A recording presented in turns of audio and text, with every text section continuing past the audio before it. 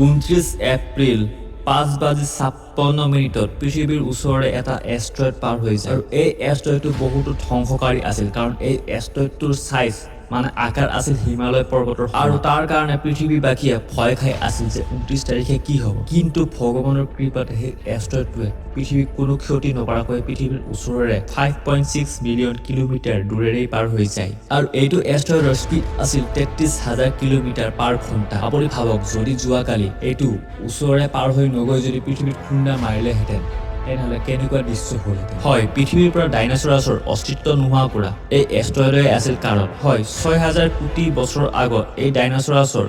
এষ্ট্ৰইডৰ ফলতেই পৃথিৱীৰ পৰা অস্তিত্ব নোহোৱা হৈ গৈছে কিন্তু এতিয়াও নাছাৰ দ্বাৰা এটা তথ্য পোৱা গৈছে এইবাৰতো আমি বাচি গ'লো আমাৰ পৃথিৱীৰ পৰা এই এষ্ট্ৰইডটো 5.6 মিলিয়ন কিলোমিটাৰ দূৰেৰে পাৰ হৈ কিন্তু 2080 চনত আকৌ এইটো এষ্ট্ৰইড আমাৰ পৃথিৱীৰ ওচৰৰ পৰাই পাৰ হৈ যায় কাৰণ আমাৰ পৃথিৱীয়ে যেনেকৈ সূৰ্যক পৰিক্ৰমা কৰে তেনেকৈ এই এষ্ট্ৰইডটো সূৰ্যৰ পৰিক্ৰমা কৰি আছে আৰু কৰি থাকিব এইটো কাৰণে নেক্সট টাইম যেতিয়া পৃথিৱীৰ ওচৰৰে পাৰ হৈ যাব এইটো এষ্ট্ৰইড তেতিয়া আমাৰ পৃথিৱী আৰু এই এষ্ট্ৰইডটোৰ মাজত দূৰত্ব থাকিব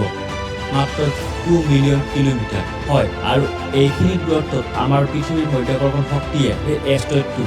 কবলত পেলাই ল'ব পাৰে আৰু যদি পেলাই লয় তেনেহ'লে এই এষ্ট্ৰইডটো আমাৰ পৃথিৱীৰ ফালে গতি কৰিব আৰু গতি কৰাৰ ফলত যদি বায়ুমণ্ডলৰ ভিতৰত সোমাই যায় এইটো এষ্ট্ৰইড তেনেহ'লে আমাৰ পৃথিৱীত আহি অতি সহজে খুন্দা মাৰিব আৰু এই খুন্দাৰ পৃথিৱী ধ্বংস হৈ শেষ হৈ যাব আৰু পৃথিৱীৰ পৰা মানুহ জাতি লগতে গছ গছনি আৰু আন জীৱ জন্তুৰো ইয়াৰ পৰা অস্তিত্বই নোহোৱা হৈ যাব আৰু নাছাৰ দ্বাৰা এই তথ্য মতে 50% চান্স আছে যে এইটো এষ্ট্ৰইডে 2080 চনত পৃথিৱীত খুন্দা মাৰিব কিন্তু তেতিয়ালৈকে আমাৰ কোনো এতিয়া চিন্তা নাই এতিয়া আমি আৰামত থাকিব পাৰিম কিন্তু 2080 চনত দেখা যাব যে কি হ'ব